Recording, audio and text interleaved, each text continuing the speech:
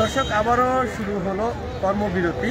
এবার মুন্সিগঞ্জ জেনারেল হাসপাতালের যে মেডিকেল টেকনোলজিস্ট রয়েছেন এবং ফার্মাসিস্টদের দশম গ্রেড বাস্তবায়নের দাবিতে সেই কর্মবিরতির ঘোষণা দিয়েছেন। ইতিমধ্যেই আমরা মুন্সিগঞ্জ জেনারেল হাসপাতালের প্রধান গেটের সামনেই আমরা দেখছি যে সেই কর্মবিরতির তো যে বিষয়গুলো উঠে এসেছে, টেকনোলজিস্ট ও ফার্মাসিস্টদের দশম গ্রেড বাস্তবায়নের দাবিতেই এই কর্মবিরতির ঘোষণা দিয়েছেন তারা। এবং এই কর্মবিরতির মধ্য দিয়ে তারা যেই আরও কিছু কথা কিন্তু উল্লেখ করতে যাচ্ছেন, সেটি হচ্ছে এই যে তারিখ নির্ধারণ করা হয়েছে 3 ডিসেম্বর 2025 বুধবার সকাল 8টা থেকে 12টা পর্যন্ত অর্ধ দিবস এবং 4 ডিসেম্বর বৃহস্পতিবার কমপ্লিট শাটডাউন পূর্ণ কর্মদিবস ঘোষণা করেছেন, যার ফলে মুন্সিগঞ্জ জেনারেল হাসপাতালের আসা যেই রোগীরা রয়েছে সেই রোগীদেরও কিন্তু ভোগান্তিতে পড়তে পারেন, এমনটাই কিন্তু সেই চিত্র দেখিয়ে দিচ্ছে। যেহেতু আজ সকাল 8টা থেকে বেলা 12টা কর্ম দিবস বন্ধ ঘোষণা করেছেন, পূর্ণ কর্মদিবস কর্মবিরতির ঘোষণার কথা জানাচ্ছেন। আমরা একটু জানার চেষ্টা করব এই যে মেডিকেল টেকনোলজিস্ট ফার্মাসিস্ট যারা রয়েছেন তাদের কাছ থেকে একটু জানার চেষ্টা করব। আমরা কথা বলবো মুন্সিগঞ্জ জেনারেল হাসপাতালের প্যাথোলজিস্টের যে দায়িত্বে রয়েছেন, আমরা তার সাথে একটু কথা বলার চেষ্টা করব যে আজকে আপনাদের এই যে আজকে যে কর্মবিরতি, এই কর্মবিরতির মাধ্যমে আসলে কি দাবি জানাচ্ছেন এবং কেন এই কর্মবিরতি আপনার করছেন, এতে যারা রোগী রয়েছে তারা কি ভোগান্তির মধ্যে পড়বে কিনা? আমরা প্রথমে রোগীদের কাছে ক্ষমা প্রার্থী যে আসলে আমাদের রাস্তা পর্যন্ত আসতে হলো। আসলে আমাদের এটা একদিনের বিষয় না, আমরা 31 বছর যাবৎ আমরা বৈষম্যের শিকার। আমাদের সঙ্গে যারা আছেন, আমাদের সমমনা যেসব ডিপ্লোমা যারা আছে তাদের সবারই দশম গ্রেড হয়েছে, যেমন সিস্টার অর্থাৎ নার্স, তারপরে ডিপ্লোমা ইঞ্জিনিয়ার, কৃষি ডিপ্লোমা, মৎস্য, এরা সবাই অনেক আগেই তাদের দশম গ্রেডে উন্নীত হয়েছে। শুধু আমরাই মেডিকেল টেকনোলজি ফার্মাসিস্টরা এখন 11তম গ্রেডে। সুতরাং আমরা চাচ্ছি আমাদের দশম গ্রেড দেওয়া হোক, আমরা আমাদের দাবি পূরণ হলেই আমরা আমাদের কাজে ফিরবো এবং রোগীদের যে কষ্ট হইতেছে ওটা আমরা বুঝতে পারতেছি। তারপর আমরা আমাদের শেষ অবধি আর কি। আপনারা এই বিষয়ে আসলে লিখিত কর্তৃপক্ষ বরাবর কি লিখিত আবেদন করেছিলেন বা সেক্ষেত্রে তাদের মতামত আপনাদের কি দিয়েছে? আমরা এই নিয়ে আমরা বহুতবারই আমাদের সঙ্গে প্রশাসনের হইতেছে, হবে, এখন দিতেছি, এভাবে করে আমাদের আজকে 31 বছর পার হয়েছে। সুতরাং নতুন করে আর এর মধ্যে আর বলারও কিছু নাই। সুতরাং আমরা এখন চাইছি যে আমাদের দশম গ্রেড হোক, আমরা আমাদের রোগীদের কাছে ফিরে যাই। আগামীকাল কিন্তু আপনাদের ঘোষণায় রয়েছে যে কমপ্লিট শাটডাউন এবং পূর্ণ কর্মদিবস বন্ধ ঘোষণা। তো এই রোগীদের বিবেচনায় আপনাদের এই যে দাবি, সেই দাবি কি সরকার মেনে নেবে কিনা, সেই বিষয়ে আপনারা কি বলতে চান? আপনাদের ধন্যবাদ। আমাদের এই দাবি আজকের এই প্রথম নয়, 31 বছর যাবত আমাদের প্রাণের দাবি যে আমাদেরকে দশম গ্রেড দেওয়া হোক। যেহেতু আমাদের সমমনা সকল ডিপ্লোমাদের দেওয়া হয়েছে, আমাদের শুধু বাকি আছে। এটা আমাদের জন্য বৈষম্য এবং আমাদের প্রতি অবিচার।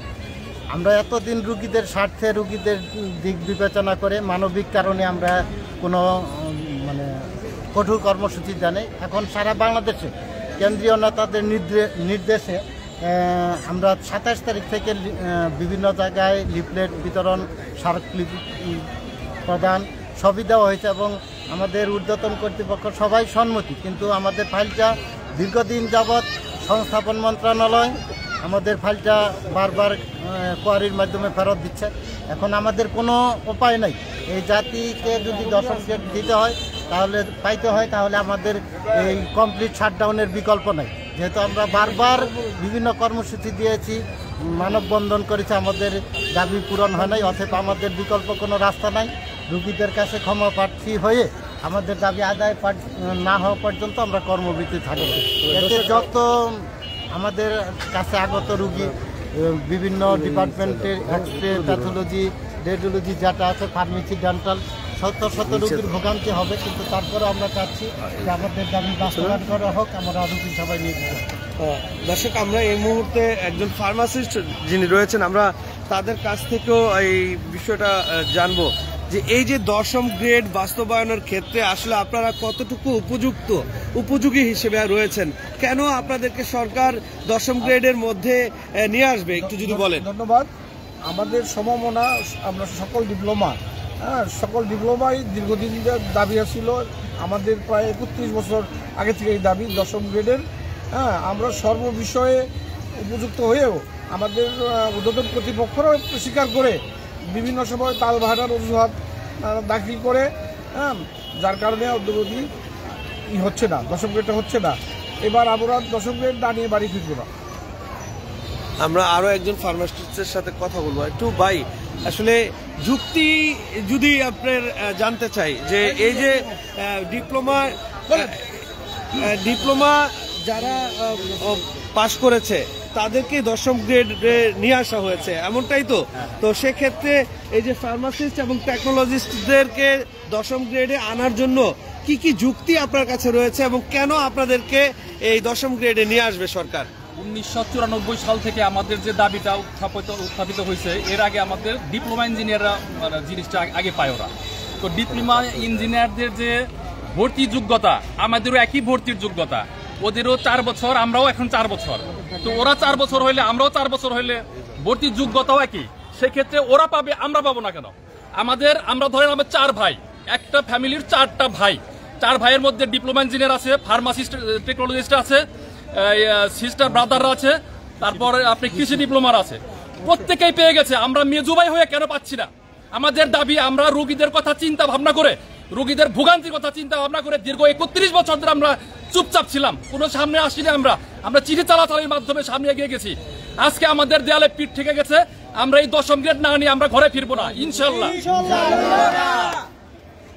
দর্শক, আপনারা শুনছিলেন যে এই যে বাংলাদেশে যে ডিপ্লোমা অর্জনকারী যে সকল প্রতিষ্ঠানের শিক্ষার্থীরা রয়েছেন, তারা কিন্তু শুধু মেডিকেল টেকনোলজিস্ট ও ফার্মাসিস্ট বাদে কিন্তু সবাইকেই কিন্তু 10ম গ্রেডে নিয়ে আসা হয়েছে। কিন্তু হাসপাতালের মতো একটি জরুরি সেবা কেন্দ্র, যেখানে মেডিকেল টেকনোলজিস্ট এবং ফার্মাসিস্টদের অত্যন্ত গুরুত্বপূর্ণ ভূমিকা তারা পালন করে যাচ্ছে, বিগত 31 বছর যাবৎ তারা এই সুবিধা থেকে বঞ্চিত রয়েছে, যার ফলে তারা দাবি করছেন যে এই যেই তাদেরকে যেই সুবিধা থেকে বঞ্চিত করা হচ্ছে, সেই সুবিধার আওতায় না নিয়ে আসার আগ পর্যন্ত তারা এই কর্মসূচি চালিয়ে যাবেন। এবং আজকে যেহেতু সকাল 8টা থেকে 12টা পর্যন্ত এই অর্ধ দিবস কর্মসূচি তারা ঘোষণা করেছেন, যার ফলে হাসপাতালে আসা যে রোগীরা রয়েছে, সেই রোগীরা যদি সামান্য ক্ষতিগ্রস্ত হলেও কিন্তু আগামীকাল তাদের যে কর্মসূচি রয়েছে, কমপ্লিট শাটডাউন, পূর্ণ কর্মবিরতি, সেই কর্মবিরতির ফলে কিন্তু সারা বাংলাদেশের রোগীরাই কিন্তু ভোগান্তির মধ্যে পড়বেন। এবং তাদের যে দাবি, সেই দাবি অনুযায়ী যদি সরকার বিবেচনা করেন, তাহলে তাদের যে কর্মসূচি রয়েছে, সেই কর্মসূচি থেকে ঘরে ফিরে যাবেন। এছাড়া কিন্তু তারা বলছেন যে তাদের যে দাবি রয়েছে, সেই দাবি বাস্তবায়ন না হলে তারা কর্মবিরতি বন্ধ রাখবেন না।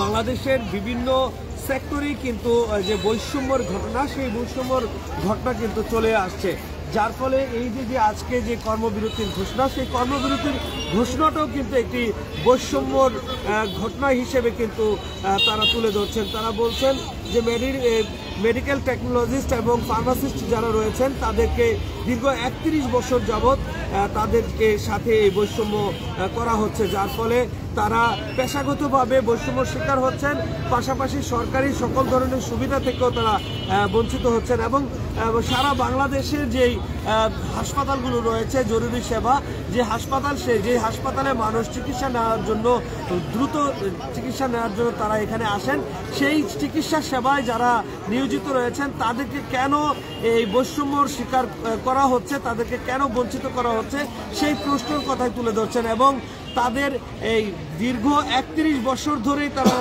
নাকি বলছেন যে সরকারের কাছে তাদের এই 10ম গ্রেডে নিয়ে আসার জন্য।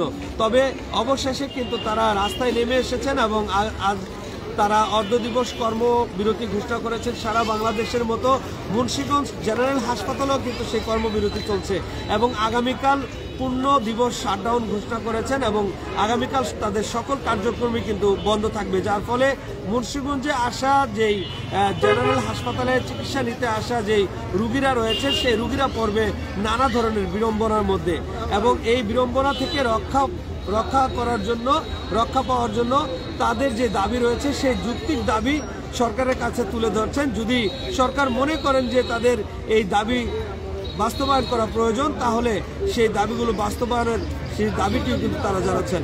দর্শক, news721.tv-র মাধ্যমে বিভিন্ন অনিয়ম অসঙ্গতি তুলে ধরার চেষ্টা করি।